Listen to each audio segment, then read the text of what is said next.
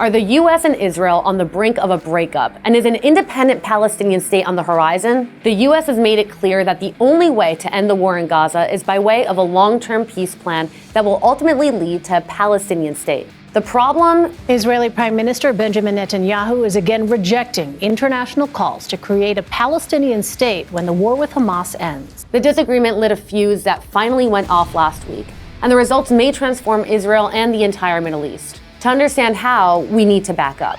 You're looking at footage from almost 20 years ago of what is commonly referred to as the Disengagement. After nearly a decade of failed negotiations attempting to create a Palestinian state, Israel unilaterally pulled out of Gaza. 8,000 Israeli settlers were forcibly expelled from 21 settlements. The Israeli military presence in Gaza was moved to the other side of the border. The hope was that Gazans would take this as an opportunity to build a model Palestinian state. This is former U.S. President Jimmy Carter overseeing the first Palestinian elections in a decade. Here's Hamas winning those elections, and here's Jimmy Carter 3 days later. It would be legally impossible now for the United States government to recognize the new government with Hamas in control of it, because Hamas is officially designated as a terrorist organization by the Congress of the United States and by the President. Wait, why is Hamas designated as a terrorist organization? This is Hamas's founding charter. It's chock full of lines that answer that question. Israel will exist and will continue to exist until Islam will obliterate it, just as it obliterated others before it. Our struggle against the Jews is very great and very serious. The Islamic resistance movement strives to raise the banner of Allah over every inch of Palestine.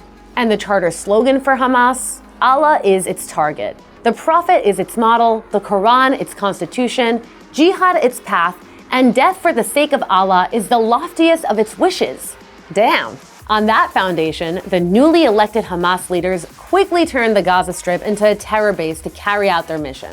In order to stop the flow of Iranian weapons into Gaza, Egypt and Israel placed a blockade on the Strip. Hamas has fired tens of thousands of rockets at Israeli civilians, and Israel has conducted 3 operations, sort of mini-wars, against Hamas. And then in the last few years, things got quiet. Too quiet. Hamas seemed to be moderating their position, open to the idea of a Jewish state's existence. Israelis thought that the border was safe.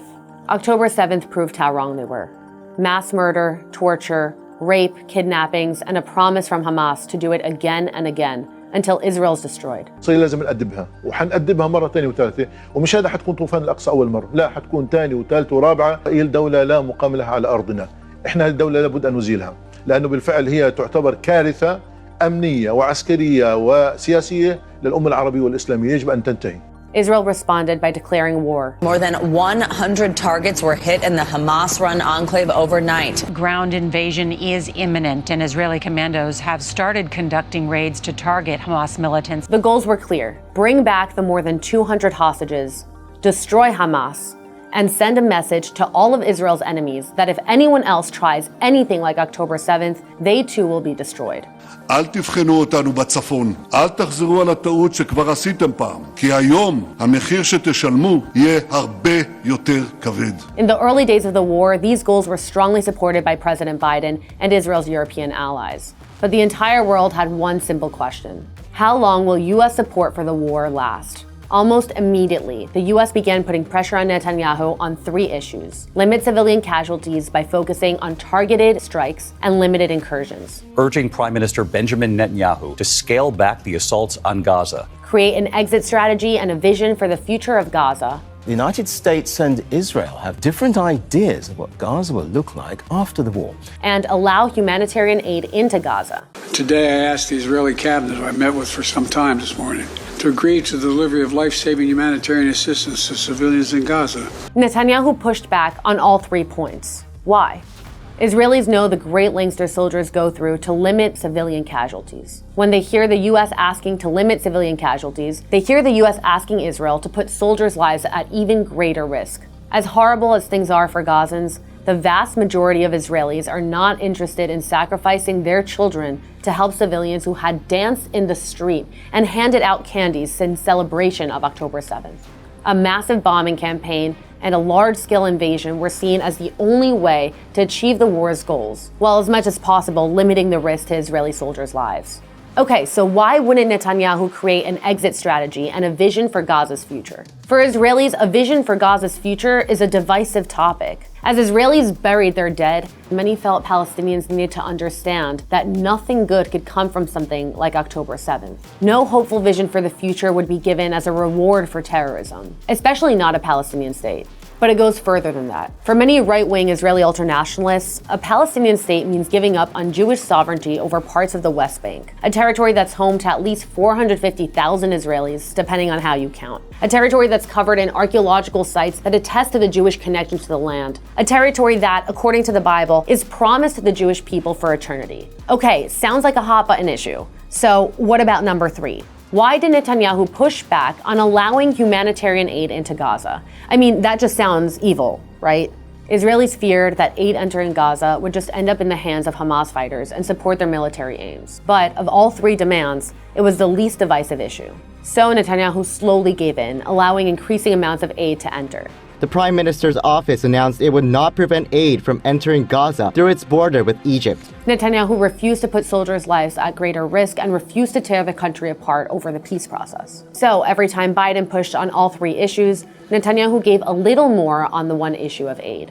And then there was the phone call. In late December, Biden and Netanyahu had a phone call that, according to insiders, went haywire. Biden pushed hard. Netanyahu pushed back hard. For nearly a month, Netanyahu refused to have another call with the President of the United States. Netanyahu had a united country with a clear mission, and he was not going to compromise. But eventually, the U.S. had enough. The U.S., Qatar, and Saudi Arabia started to build their own plan for the future, and they were going to go big or go home. They started to build a comprehensive peace plan that would create a Palestinian state alongside Israel and long-sought Saudi normalization with the Jewish state. The pressure was on. As one EU diplomat said, La solución tiene que ser impuesta desde el exterior, porque las dos partes nunca serán capaces de llegar a un acuerdo. When word got out that a Palestinian state was under discussion, Netanyahu's right-wing coalition partners' collective heads exploded. They threatened Netanyahu that if he gave in to U.S. pressure, the right wing would join the growing left-wing calls for new elections. Elections Netanyahu is projected to lose by a wide margin. Things weren't looking good. A vote in the U.S. Congress tried to tie Israel's military aid to progress on the humanitarian front. The move failed, but it was a warning shot. Then sources leaked that some of Israel's Republican supporters were losing confidence in Netanyahu. Finally, Biden drew a line in the sand. If Netanyahu wouldn't discuss a Palestinian state, the U.S. might just support the growing calls for new elections in Israel. Which was like saying you either start playing ball or your days are numbered. Mic drop. Nearly a month after the last call, Netanyahu and Biden got back on the phone to find a compromise. That compromise may just be the foundation of an end to the Israeli-Palestinian conflict. Or it might just be more political spin. And it all rests on a few choice words. Netanyahu's stated position went from no Palestinian state to no Palestinian state that's a threat to Israel. Biden's stated position went from a Palestinian state to a demilitarized Palestinian state. Amazing. Compromise. Or is it? Because Netanyahu has been talking about a demilitarized Palestinian state since at least 2009.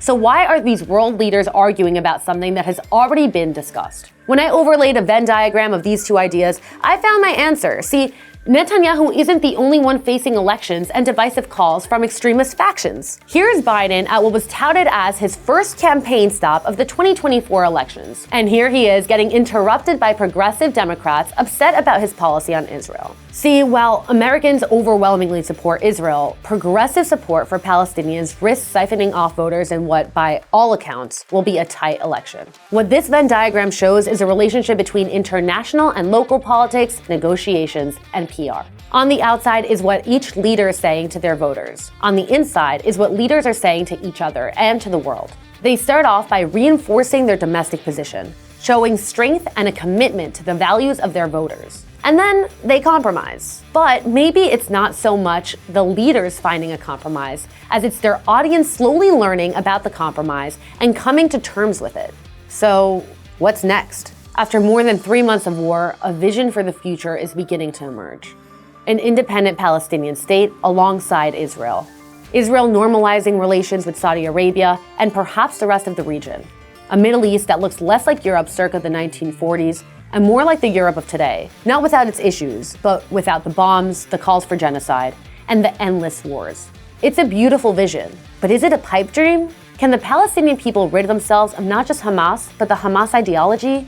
Will the extremists on both sides be able to give up on their dream of controlling the entire land from the river to the sea? Or will this plan end like so many others, with terror, mutual recriminations, an impasse, and yet another war?